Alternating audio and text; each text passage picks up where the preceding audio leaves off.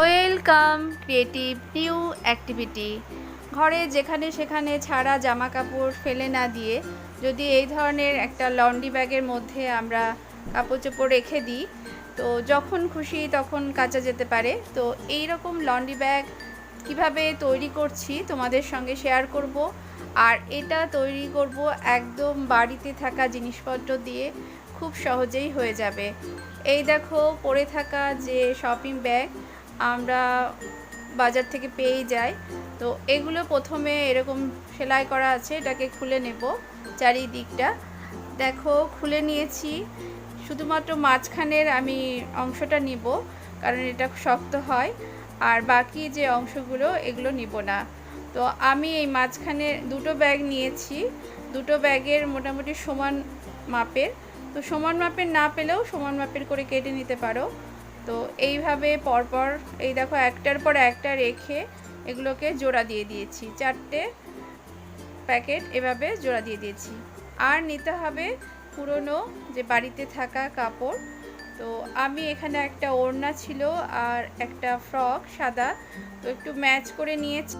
কিছু জামা কাপড় এমন থাকে যেগুলো পুরনো হয়ে যায়, তবুও রং ভালো থাকে, কাপড়টা ভালো থাকে। তো সেই রকমই একটা ওড়না আমি এখানে এই যে শপিং ব্যাগটা যে লম্বা করে কেটেছিলাম সেটার মাপ করে কেটে নিয়েছি। আর এই ফ্রকের কাপড়টাও আমি মাপ করে কেটে নিয়েছি, তবে ফ্রকের কাপড়টা আমি চওড়ার দিকটা একটু বড় নিয়েছি। এই দেখো এই যে ওড়নাটা নিয়েছি, সেই ওড়নাটা কাটার পরেও আমি আর একটা অংশ এই একই রকম লম্বা রেখে কিছুটা অংশ আমি কেটে নেব। তো এটা আমি কি করব সেটা পরে তোমরা দেখতে পাবে। এই দেখো যে সাদা কাপড়টা, যে ফ্রকের কাপড়টা আমি কেটেছিলাম একটু বড় নিয়েছি। আর এই কোণাটা আমি মানে এই ধারটা আমি সেলাই করে নিচ্ছি একসঙ্গে তিনটেকে রেখে। তো উপরে দেখো শপিং ব্যাগ নিয়েছি, মাঝখানে যেটা আমি উপরে দেব কভার, আর ভেতরের দিকে লাইলিনের জন্য এই সাদা কাপড়টা। তো এটাকে যখন সেলাইয়ের পরে উল্টে নিচ্ছি, তো উল্টানোর পরে দেখো কী জন্য আমি এটা একটু বড় নিয়েছিলাম। এই দেখো এইখানটা যখন ঘুরিয়ে দিলাম তখন এই জায়গাটা একটা পাইপিংয়ের মতো হয়ে গেল। তো এইটা তোমাকে আর আলাদা করে পাইপিং লাগাতে হচ্ছে না। তো এরপর আমি এর উপর দিয়ে সেলাই করে নিব, আর কাপড়টাকে সুন্দরভাবে পিন করে ভালো করে এই শপিং ব্যাগ কাপড়ের একসঙ্গে ধরে অ্যাটাচ করে সেলাই করে দেব। পুরো কাপড়টাকে তিনটে পার্ট একসঙ্গে জুড়ে নিব। তারপরে আমি এই দুটো ধার সেলাই করে নেব। তো এটা একটা সিলিন্ডারের আকার ধারণ করবে।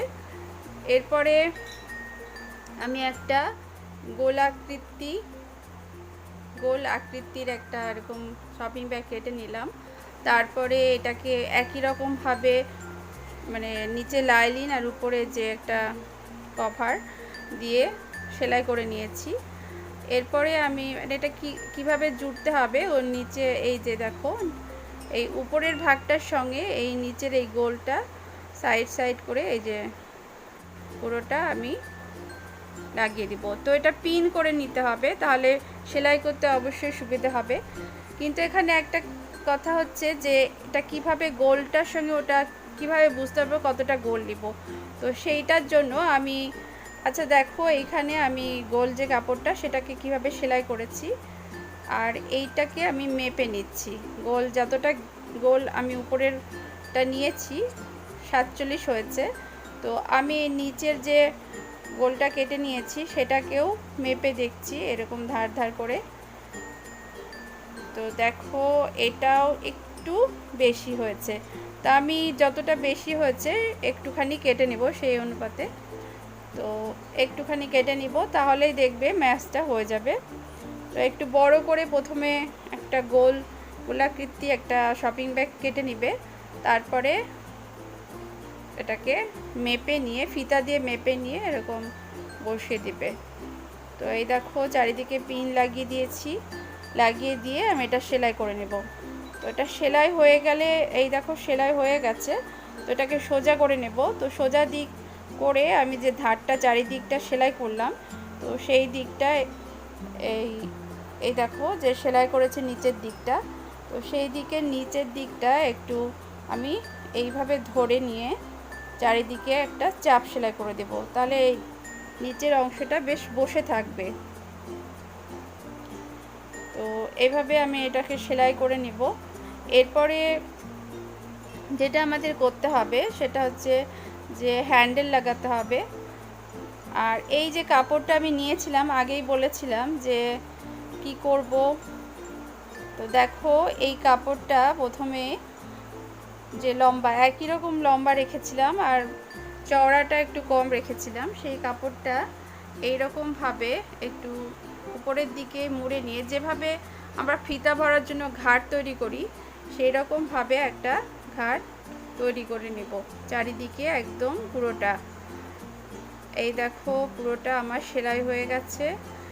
এখান দিয়ে আমি ফিতা ভরবো আর তারপরে এই দুই ধারটাকেও আমি জুড়ে দিয়ে সেলাই করে নেব। তো এটা জোড়া হয়ে গেছে। এরপরে আমি এটা কিভাবে লাগাচ্ছি একবার দেখো।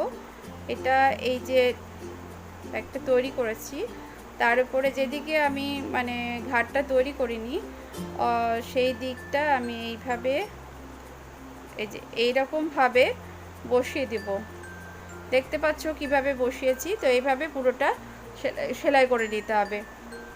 তো সেলাই করার আগে আমাকে কিন্তু ফিতা লাগাতে হবে হ্যান্ডেলের জন্য। লন্ড্রি ব্যাগে অবশ্যই হ্যান্ডেল রাখা দরকার, নাহলে এক জায়গা থেকে আর এক জায়গায় টেনে নিয়ে যেতে অসুবিধা হবে। তো আমি হ্যান্ডেলের জন্য এরকম ফিতা তৈরি করে নিয়েছি। তো এটাকে আমি এভাবে বসিয়ে দেব।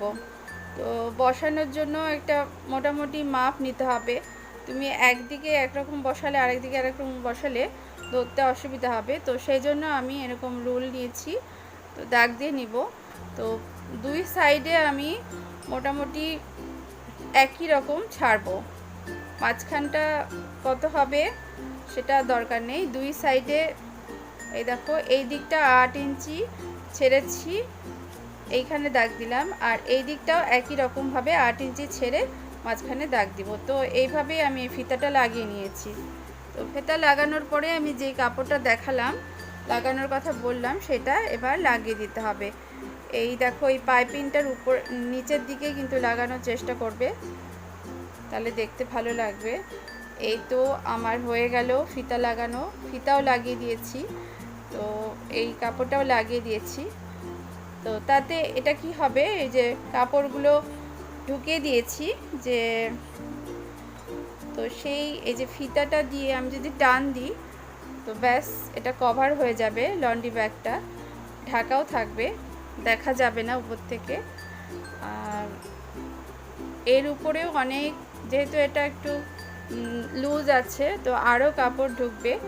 তো এইভাবে যে কোনো একটা কোণাতে এই সুন্দর একটা লন্ড্রি ব্যাগ রেখে দিলে বোঝাই যাবে না যে অনেক কাপড়ের গাদা পড়ে আছে। তো তোমরাও তৈরি করে নিতে পারো এরকম লন্ড্রি ব্যাগ। বাড়িতে থাকা জিনিসপত্র দিয়েই এটা হয়ে যাবে। তো আর এর মধ্যে প্রচুর কাপড় রেখে দিতে পারো, দেখতে সুন্দর লাগছে। একটা সুন্দর কোনো উপরের কাপড়টা একটু ভালো নেওয়ার চেষ্টা করবে আর এইভাবে ফিতাটাকে বেঁধে নেবে। দেখো ওপরে আরও অনেক কাপড় রাখা যাবে।